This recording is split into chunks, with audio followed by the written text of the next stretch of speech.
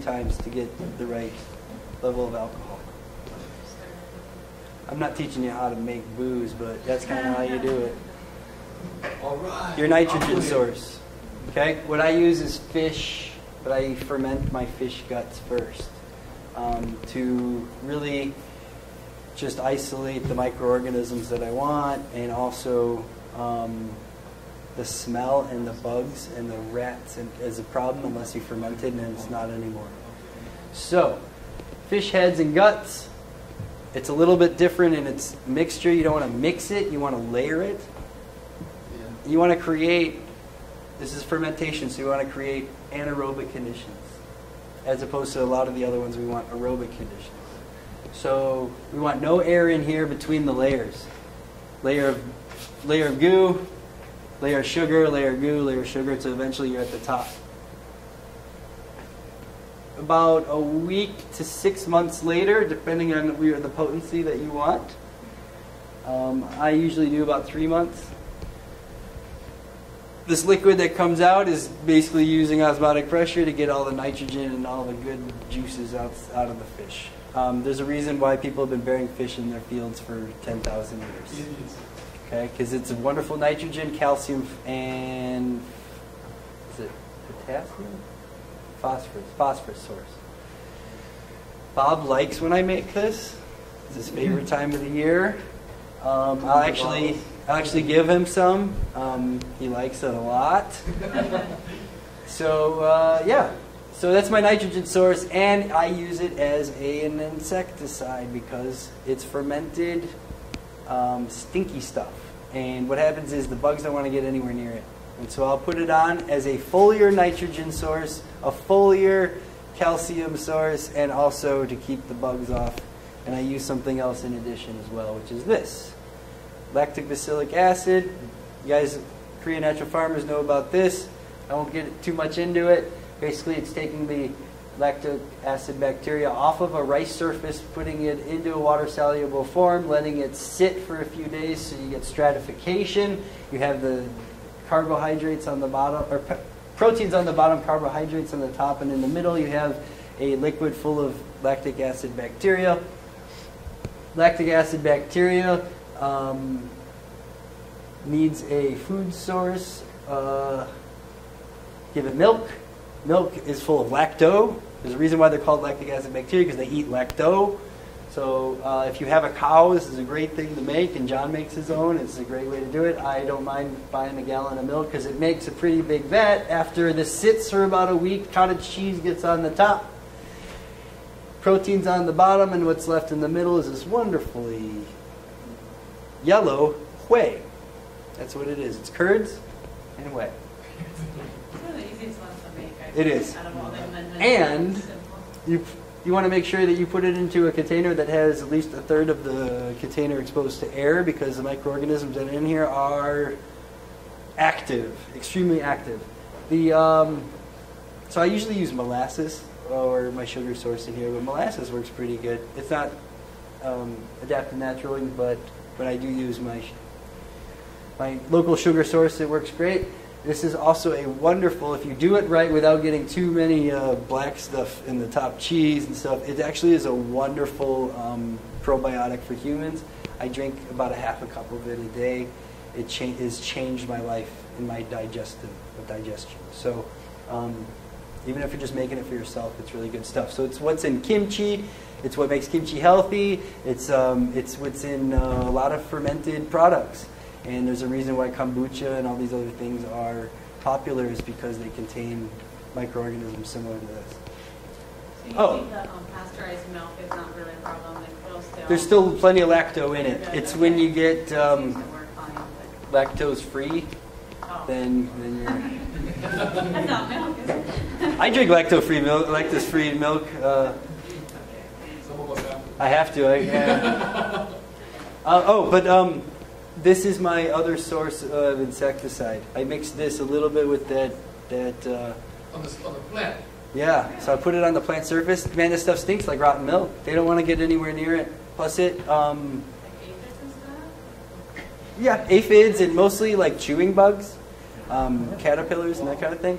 Also, What was I going to say? Oh, it's a lactic acid bacteria will eat chitin. So if you have a fungus on your leaf surface, it will actually consume, it doesn't consume chitin, scratch that. It will consume the nitrogen used by the fungus, and the chitin begins to break down. It will then start to eat the chitin as a nitrogen source, just like it was everything else on the plant surface. So it takes away the food, and then when the fungus is going, I'm dying, it just eats it. It's fantastic. Really good stuff. When you mix it with the molasses or whatever, like what's the ratio when you mix it with the molasses and the sugar? Okay, they're all different. Oh, the molasses, I mean, you just put a nice shot in there, you know. I mean, like a little pour. Keep it at room temperature after you put the sugar in? Yeah, you'll notice that the mason jar I have, the top will start to pop open because there's a lot of gas exchange going on. You want to make sure you open that up every once in a while, and you want to do it away from your face because it will spray.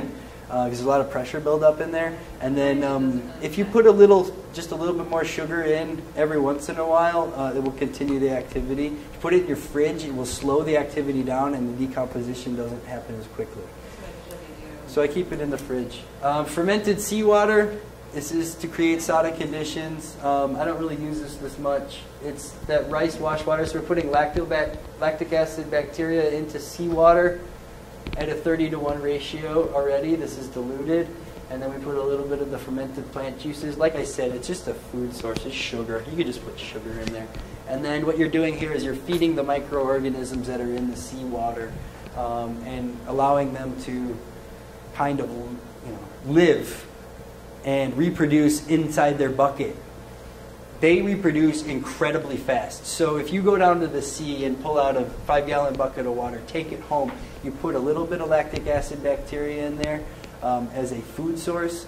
No, not as a food source, but as an inoculant. And then you put in some sugar as a food source for the plankton and stuff that's in there.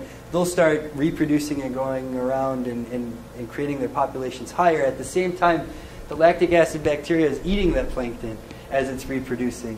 Because it doesn't really eat sugar as much as the plankton would consume the sugars, the carbohydrates. So there's two activities going on here. It's going from, you're creating a multiplication of a food source for bacteria that will then consume it. And this all happens within about 4 hours.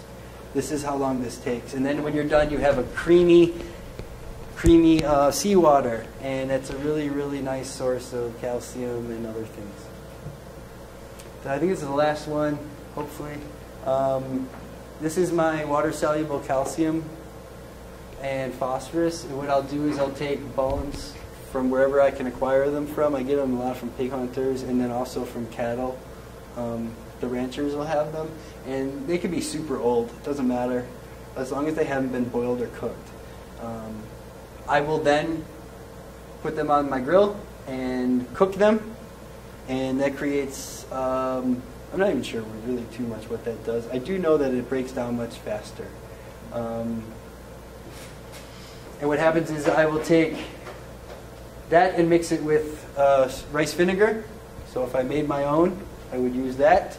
But this is pretty inexpensive.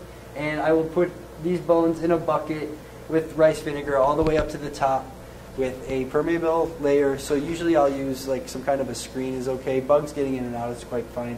And letting it sit for about 6 months to a year. And then the material that's left over is actually, the bones is actually liquefied into a water-soluble calcium and phosphorus. Also, the bones that are left over from when I do the fish amino acids, I will then take those and mix it with rice, let it sit for about 6 months to a year, and I will then get calcium and phosphorus. I think that's it, guys. I'm going to give you these. Factors affecting farmers' adoption of natural farming techniques in New Albany, Maragostan, Compostela Valley in the Philippines. What this is a scientific study that they went out and educated individuals in this region about these factors, these techniques, and then came back and surveyed on their adaptation of it. And it's really very interesting, so I want you to read that. These are the only scientific studies that talk about any of this stuff. So you have now the only ones, okay? Right here, God, I have to lecture for another 4 hours. This is soil enhancing technologies for improving crop production in Malaysia and considerations for their use. This is probably the only, I think, study that mentions IMO. And it talks about the actual Korean, not the specific Korean, but the techniques that are used for Korean natural farming are kind of referenced here. They talk about the nutrient content of some agricultural wastes, like rice hulls and rice straws, pineapple trunks. So these might be some replacements. The nitrogen level in a pineapple trunk is 1.8 versus a rice hull, which is 0.4. So it's much, much higher, and we can actually acquire these materials here. So chicken dung and everything down to cocoa pods. There's it right here, the nitrogen level. So these are things that guys are using. It also talks about composts made of rice hulls with dung and burnt hulls and what their nutrient levels were. So take a look at this. And that is it, guys. Can you kill my camera? Thank you. Thank you. Thank you.